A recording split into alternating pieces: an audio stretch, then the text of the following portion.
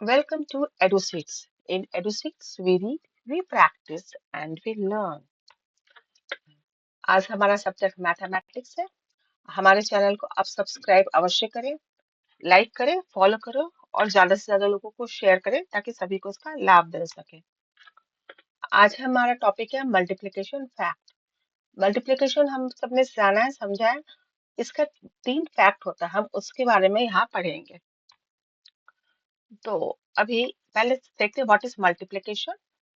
जैसे 2 + 2 + 2 + 2, 2 को हम बार बार अगर ऐड करेंगे हमें मिलेगा 8। परंतु हम एक ही नंबर को बार बार ऐड नहीं करते, हम क्या करते हैं उसका एक शॉर्ट फॉर्म है जिसे हम मल्टीप्लिकेशन कहते हैं। उसका क्या है, number of objects into number of groups. तो यहाँ नंबर ऑफ ऑब्जेक्ट्स 2 है। ये सामान कितने 2 है।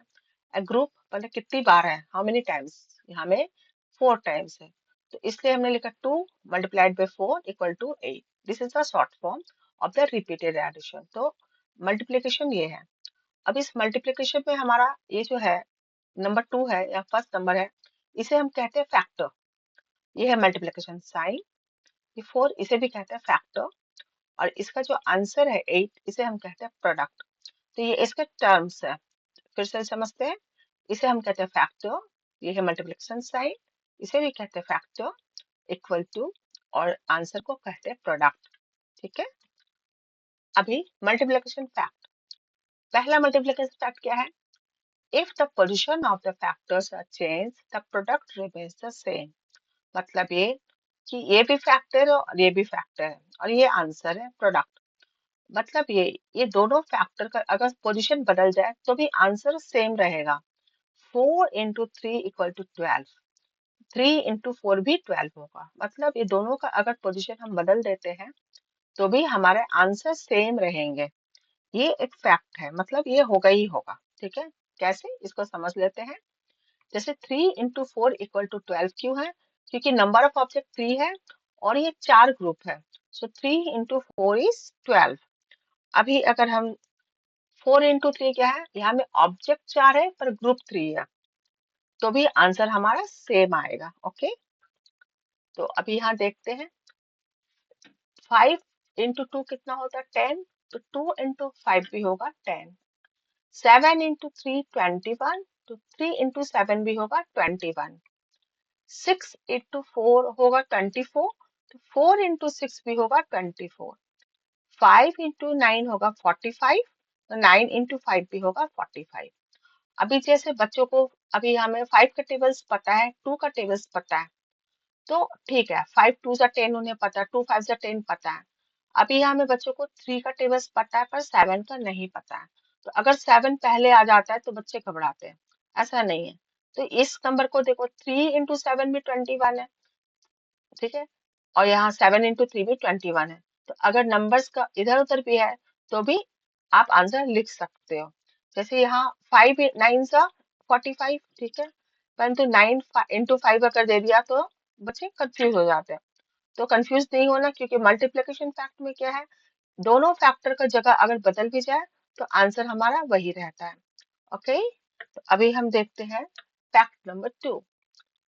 मल्टीप्लिकेशन फैक्ट दूसरा क्या है, any number multiplied by 1 is a number itself. मतलब ये कोई भी नंबर को अगर जब हम 1 से मल्टीप्लाई करेंगे तो उसका प्रोडक्ट जो होगा, आंसर जो होगा, वो ये पहला वाला नंबर ही होगा, या नंबर ही होगा। ठीक है, 4 × 1 इज 4।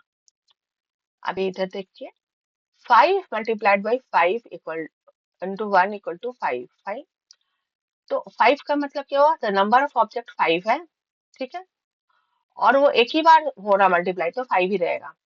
Okay, now 1 × 3। अभी हमें आपका पोजीशन बदल गया, हमने 1 यहाँ नहीं लिखा, यहाँ लिखा है।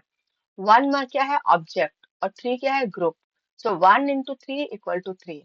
1 एक ही ऑब्जेक्ट, एक ग्रुप में, मैंने एक बार में एक ही ऑब्जेक्ट है, परंतु यहाँ ग्रुप 3 है। ओके, सो 1 3 सा 3। अभी यहाँ, अभी ये 3 × 1, अभी 3 क्या ऑब्जेक्ट, 3 सामान एक ही जगह रखा है, परंतु ग्रुप कितना, एक ही है। ओके, 1 टाइम ही है, तो अगेन 3। तो 3 1 सा इज 3, एंड 1 × 3 भी 3 होगा, जैसे कि हमने जाना है पोजिशन बदलेगा तो सेम होगा। तो अभी यहाँ चेक करते हैं। 7 × 1 7, 9 × 1 9, 2 × 1 2। अभी अगर यहाँ पोजिशन चेंज हो जा रहा है, पहले 1 है तो भी आंसर 2 ही रहेगा, ठीक है। 1 × 6 6। अभी यहाँ बड़ा नंबर आ गया 23, अ बिग नंबर, क्लास 1 के बच्चों के लिए बड़ा नंबर है। परंतु अभी मल्टीप्लिकेशन फैक्ट जब हम समझ गए हैं, तो यहाँ नंबर कितना भी बड़ा हो, आपको आंसर में वही लिखना है। 76 × 1, ये नंबर बहुत बड़ा है, घबराना नहीं है, क्योंकि जब मल्टीप्लाइड बाई 1 है तो आंसर सेम आएगा, तो आप आराम से लिख सकते हो, ठीक है। 8 × 1 कितना 8, ओके। अभी हम देखते हैं फैक्ट नंबर 3। टोटल 3 फैक्ट्स है, तो ये तीसरा फैक्ट है।